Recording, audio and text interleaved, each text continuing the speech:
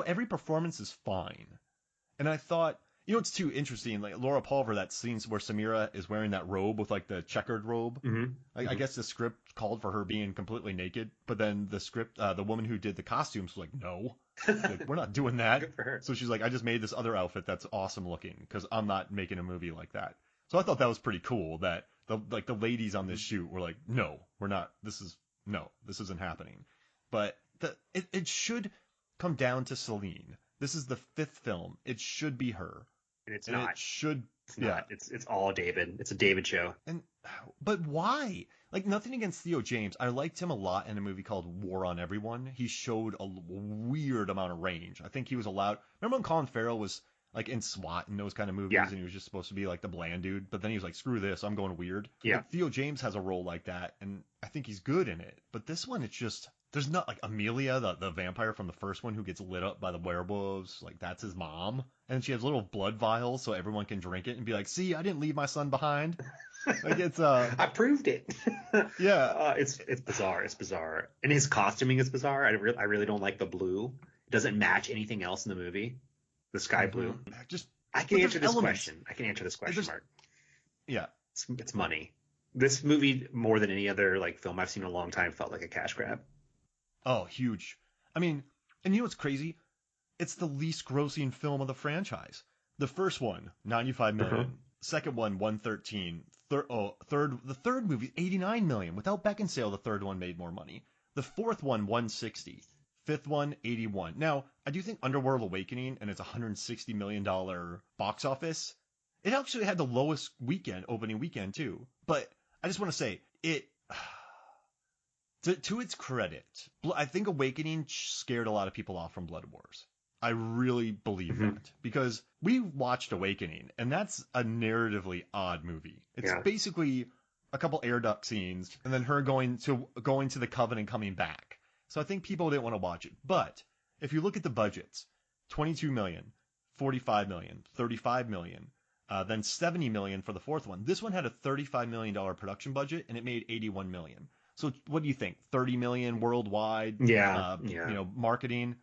So, and plus DVDs and then the box sets, it made a profit. And I will say for a $35 million movie, Anna Forster did a great job.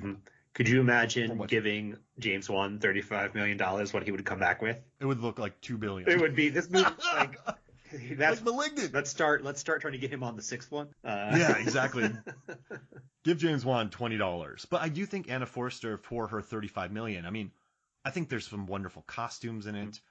I liked the idea of the Nordic Coven and their kind of blending of fur and armor.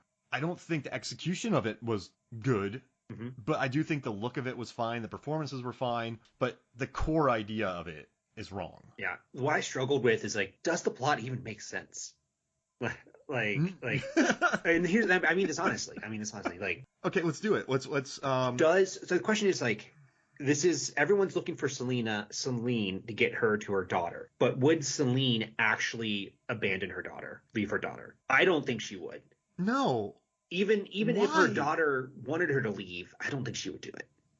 No. And you know how powerful her daughter is? And she's only like 13 in this movie. Yeah, and it's... Alright, so this movie's plot. Everyone's hunting her down to get her daughter. But Samira wants her blood so she can go out during the day, correct? She wants to be more powerful than Cassius. This is confusing. And I went down a rabbit hole last night of reading about the mythology of Underworld. And there's different generations of them, at least according to the Wikipedia article I read. And what I'm getting from it is that she is not as strong as Cassius. And she needs that strength in order to take over the council. Oh, okay. That makes sense, right? Yeah, but it's convoluted and not really explained. Because it's never explained. Yeah, because she has I can't believe this. And she's like, I need a party. So Celine is an enhanced. So she's like a second generation vampire. So she's already strong, and she has enhancements from when she drank the immortal blood. Corvinus. Yeah, like the vampire's blood. And she's from Victor, right? And Victor was wildly powerful. Yeah, so what I read is that you have the Corvinus turned Victor and Amelia, and then Victor and Amelia turned a bunch of other people. So Celine, I guess, would be generation 2, and then everyone else under that is like just exponentially weaker. So like the farther you get away from the original strain, the weaker you get. Wow. Yeah. All right. I mean, that's what I think's going on, but I don't know. Like, honestly, if I watched this movie and then I had to read it online. Now, call me crazy, but do you think this would have been a better movie without Beckinsale? Because Ooh. all she does is get chumped in this movie, right? She does rip a spine. That's amazing. But she gets punked out by Vargas in the cage. Mm-hmm. And then she just gets her blood pumped. Charles Dance saves her. Then they go to the Nordic coven, and they just get their butts handed to them by the werewolves. Yeah, I think it would. Grungy looking dudes with machine guns. Yeah, I kind of think it would be. It would have been more streamlined. I mean, I don't know if Theo James is the great person for this. Like, but I do. I like Varga. That actor who played Varga, I like him. He seems to have more of like an edge, I think, to him. He's slimier kind of like I think he has more personality than James does. What if this movie? I know we don't usually play What If. What if this movie, instead of having Kate Beckinsale, it was Scott Speedman, and it was just Scott Speedman trying to find his daughter, just like Underworld, Scott Speedman. Oh gosh. With just Michael. Like that would have been an amazing way to bring him back into the series. Yeah, and also like have him be like his character from You, who Scott Speedman's good in You. I think he got in these Underworld movies. He's very dour. It'd be funny to see him being able to stretch a little bit, act a little bit. Well, yeah, that'd be good too. Because then they want his blood. Yeah. But then you turn out he gets killed by Marius, dude. That's the worst. I wanted to ask you this. Do you think that's a terrible decision? That's a terrible decision, right? Oh gosh, because listen, Marius is just not. He's not. Yes, he does beat up Bex, but nothing he really. Well, he does have that really cool scene where him and Theo James are just walking towards each other and loading guns into each other's heads. That's the best moment of the movie, right there. Where there's. But can you explain that to me? Actually, like no, I can't. Theo James is just like he's an elder vampire, so he is stronger. That's what I think's going on. But he was killed in the other one, and he took a bullet. He took a bullet earlier in the movie that was poisoning him, and they had to get it out of him. I don't understand. I guess like I don't get it. But it's still a cool. And I thought the battle scene was interesting where they were shooting, but I don't know why they had to take the gun inside the werewolf vampire coven to blow holes through the windows. They could have just stayed outside and blown holes. I thought the same thing through the windows. 100%. They could have ended this a while ago by just shooting rockets into the building. That during like it's noon, time to shoot some rockets in here. Guess we're gonna kill them vampires. Yeah, it's a tough flick, and what's interesting? If we would have talked about this maybe months ago, I would have been a lot more positive about it. But the more time I've spent with it, the more time I've been like, wait, more confusing it gets. Yeah. So like because why is that? Why is the Nordic? Where do they go when they die? Why do you put them in cobwebs and put them underwater? Like what is there another life? It's not explained. It's not explained. None of this stuff's explained. It just happens. It just happens. Yeah, I'm confused about the Nordic clan. So conceptually, it's cool, right? Like, well, there's this clan of vampires who are so far out that no one even bothers them. They're not very large. Kind of smart, right? It's like that's how they survive the war. But if they're in the middle of nowhere and warm-blooded animals, including people, have a difficult time surviving, how do they survive? Because they have to have blood. Like, what do they eat? And they're just lounging. When she goes into the Nordic coven, they're just talking. Like they're just sitting around in squares chatting to each other.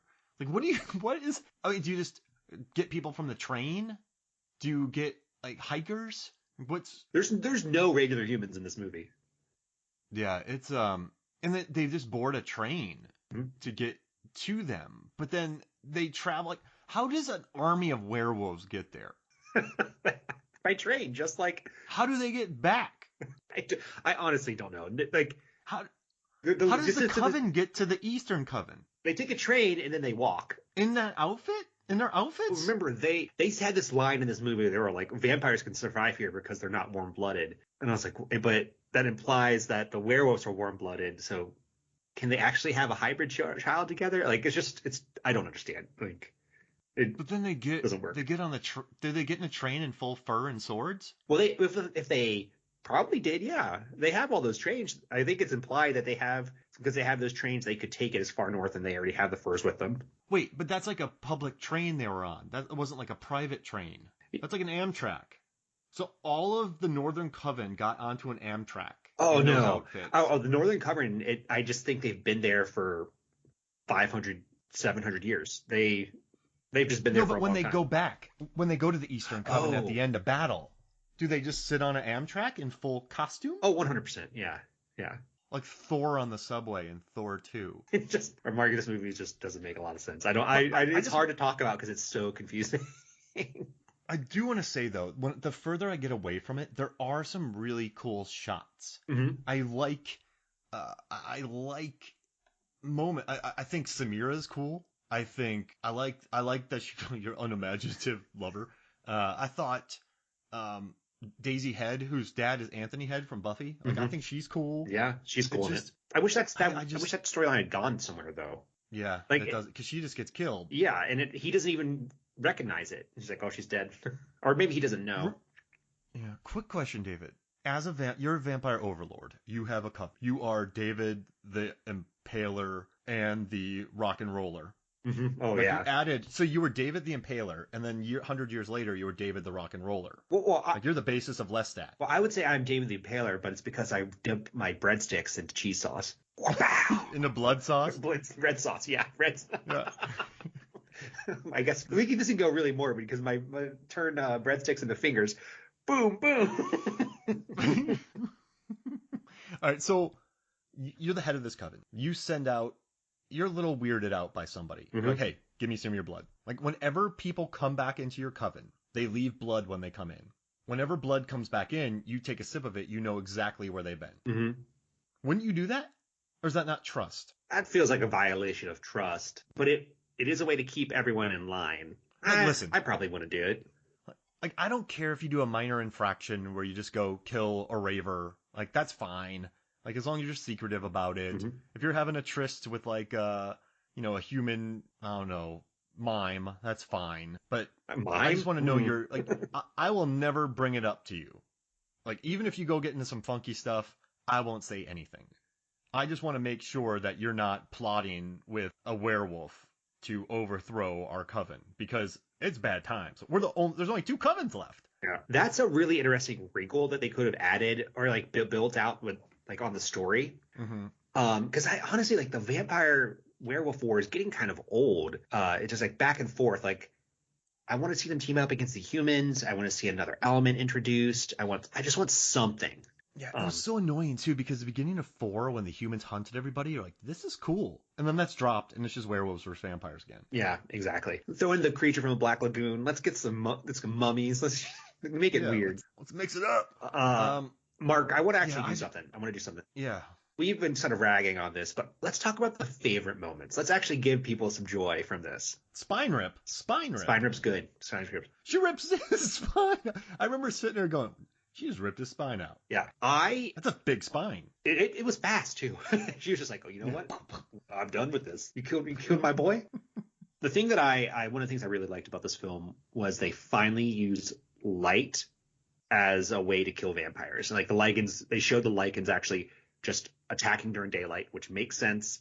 They're shooting the windows out. And you hadn't seen that previously. So I was like, finally, guys, you're using your brain. And they can't throw paint over those holes that have light coming through. No, not at all. Just werewolf skin. Yeah. Okay, so that's cool. I mean, I remember feeling quite surprised when Varga takes out Celine, chumps her out, and then kills all the other death dealers. That was a surprise to me. And I feel like when a movie can surprise me, I give it points. Like, I didn't see that coming. Yeah, I didn't feel that coming. It didn't feel. Also, Charles Dance has a sword fight. Like, listen, any movie where Charles Dance sword fights, I'm going to buy. I don't care. Yeah. I'm going to own it. Yeah. So it has that going for it. And that makes me very happy. Yeah. And it has sweet coats. Like, really on these coats. All of the marketing. So marketing.